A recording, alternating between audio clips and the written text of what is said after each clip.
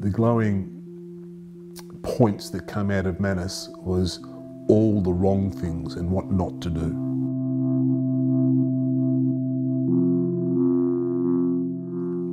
It was a failure that was always going to fail. Martin Appleby was a guard at the Manus Island detention centre in Papua New Guinea, where over 1,000 asylum seekers from Afghanistan, Syria, Somalia, Burma and many other nationalities have been sent by the Australian government. He was employed by security company G4S between July and December 2013, and following unrest at the centre in February this year, he has decided to talk about his experiences on Manus exclusively to Guardian Australia. The centre grew from a couple of 100 to 1,200 in less than 7 or 8 months. The G4S, the company itself, was put under such tight timelines that they couldn't afford any more time to give to training, and it was a sort of a snowball effect. Martin also worked as a training officer on Manus. One of his duties involved training local Papua New Guineans as guards for G4S. These locals were also trained as incident response teams, or IRTs, but Martin says no one was given enough time to do their training properly. We were given a fortnight or 10 working days to train the Nationals up in the role of safety security officers, and that was extremely difficult. It was probably the most difficult task in my professional career. Part of that period was the IRT training, which is incident response team, and the physicality side of it. That was probably 3 days out of the 10 days of training. So would you say that the IRT training that the PNG National G4S employees received was adequate? No, not at all. Not at all. To deal with the period that should be taken to deal with that team, bearing in mind what they're there for, is to quell a riot or a situation with physical presence, would take minimum of 6 weeks training on top of initial training to become a safety security officer. The actions of these poorly trained local IRTs was brought into question during the unrest. Guardian Australia independently obtained an extract of the official G4S report of the unrest in February, which left 1 asylum seeker dead. It described how managers lost control of their IRTs during the violence. Complete control was lost, and unfortunately, a life was lost. This footage, obtained by Guardian Australia, is the only footage that has been published from that night. It is recorded from a makeshift hospital where dozens of asylum seekers are rushed in for treatment, one with a gunshot wound. I feel extremely distraught that part of my professional life up there on Manus was to deliver training. Now, did I deliver it to those particular guys in the IRT team? I don't know. But I feel very disheartened in the fact that the training given didn't stand up under those circumstances. And I said probably way back in November, September last year that I felt that be the case, and I made that known to G4S management.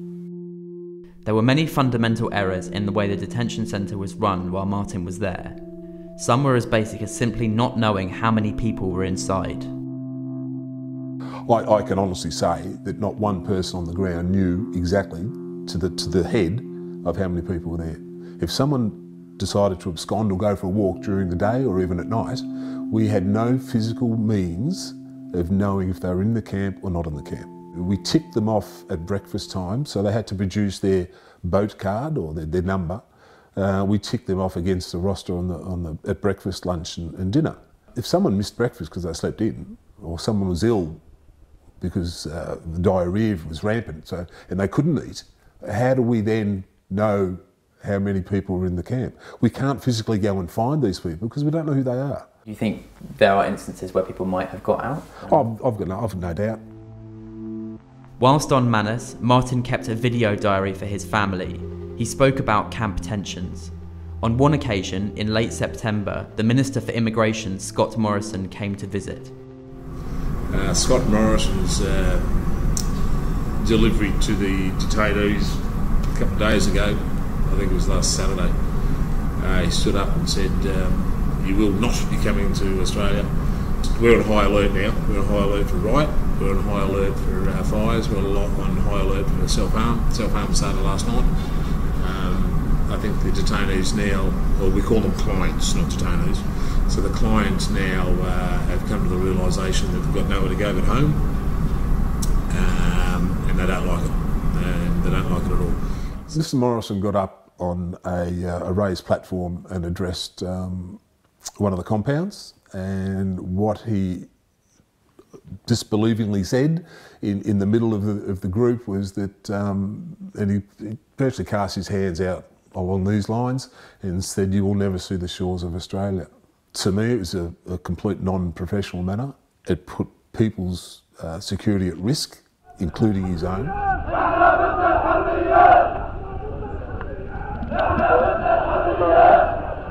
There were things that started to occur after that day because the asylum seeker knew from the Minister that they weren't going to reach the shores of Australia. So that frustration, I suppose is a better term, that frustration level went from here to here. Months later, police raids on the camps uncovered a stash of improvised weapons inside the centre. The PNG police were requested by G4S to come in and do a search, and they recovered numerous weapons made out of bunk beds, made out of garbage cans, made out of numerous things, rocks sharpened. So there was numerous weapons found. Martin also observed what he describes as atrocious facilities and conditions inside the detention centre. Bearing in mind it's constantly 35, 30 degree heat, they're living in tents, big, huge white tents. You've got 120 bunks in Foxtrot compound, 240 people living in an ex-World War II hut. Now they're made of tin. 4 fans are in that hut to cool them down. No one should be made to live under those conditions, no one. Since you have left Manus, you've announced that you're standing for the Labour Party in Victoria in the state election. I just want to know whether criticisms you're voicing are in any way politically motivated. I was damning of the opening of Manus under Gillard Rudd. I think it's a policy failure from both sides of politics. So, no, not at all. It is certainly not politically motivated. Martin, who has a decade's experience as a corrections officer, resigned from G4S in December, fearing things on Manus would get worse. In your opinion, was the violence that occurred in mid-February inevitable? Yes. Yes, I think that over my time and over my experiences, it's a volcano. It simmers, it grows, it gets to an explosion point, it explodes. And that's what happened. Guardian Australia put all Martin's allegations to G4S. This was their response.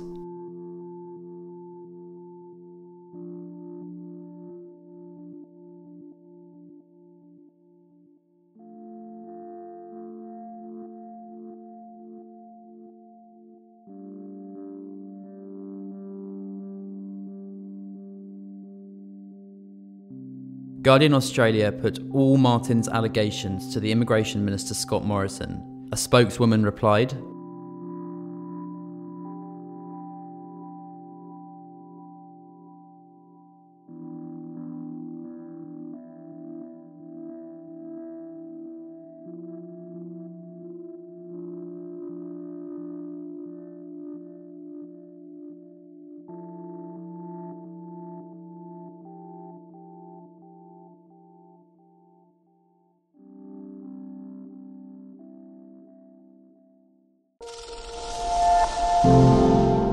one particular male that was sexually assaulted. I did not see the physical assault, but it certainly reported, and he was taken out of one of the compounds and put into isolation for that reason.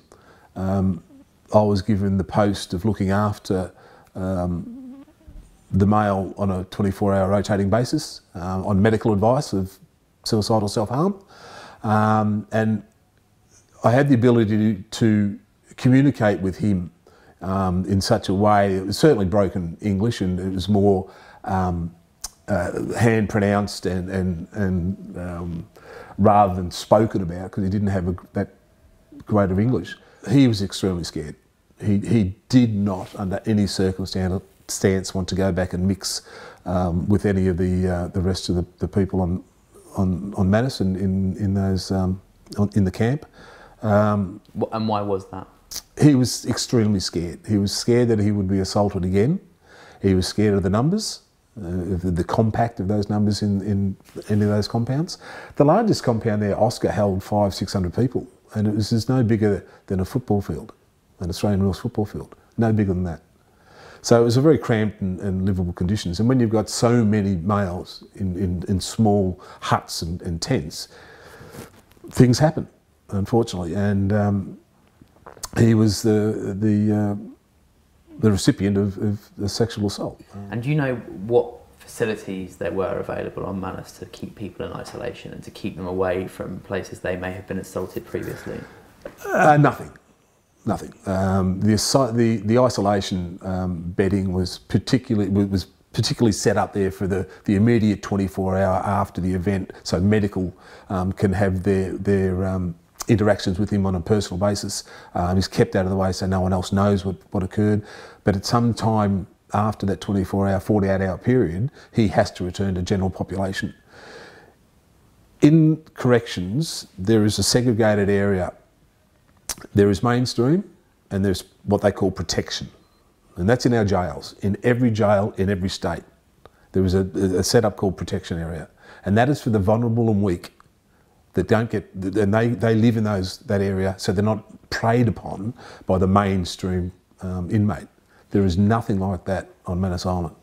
So anyone of a vulnerable nature will continue to mix with the general population. Is that duty of care?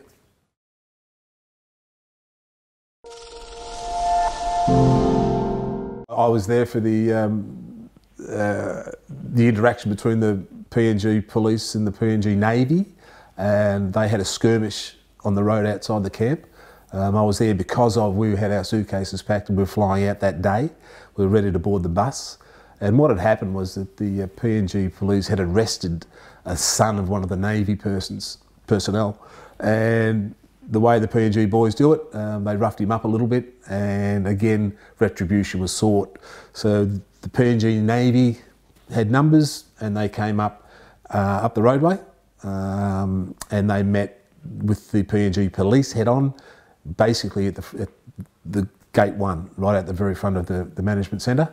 And there was rocks and there was stones and there was sticks being used against each other, and they were sorting out their differences when our staff, G4S staff, expat staff, in numbers raced out through the gate to subdue the two PNG forces, of which they turned into one. The police and the Navy then turned on G4S as one. It's their land, it's their island, and then they pursued the G4S staff with the rocks and with the sticks. The G4S staff fled in a panic, and we were, as a group, there probably would have been in excess of 90 staff, moved to the rear of the camp, and then the order was given to evacuate the camp. So in single file, we left the camp, we left the asylum seekers locked up in their compounds, and we marched single file down to the beach, along the beach, some probably kilometre and a bit, until the head of that line again ran into the PNG Navy.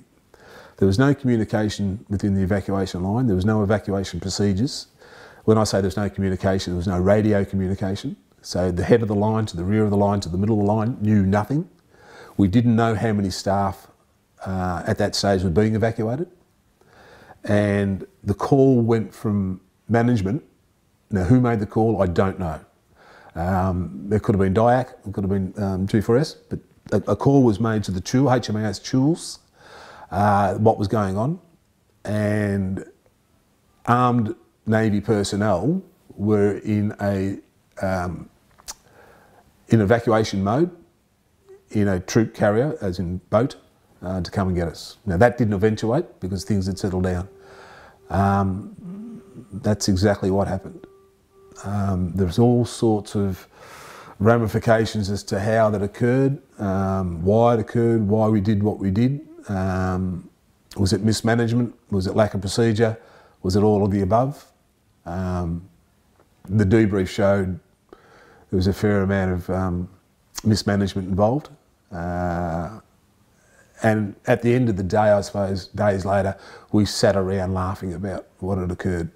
As a professional outfit and people from professional backgrounds to act in such a way was just disgraceful.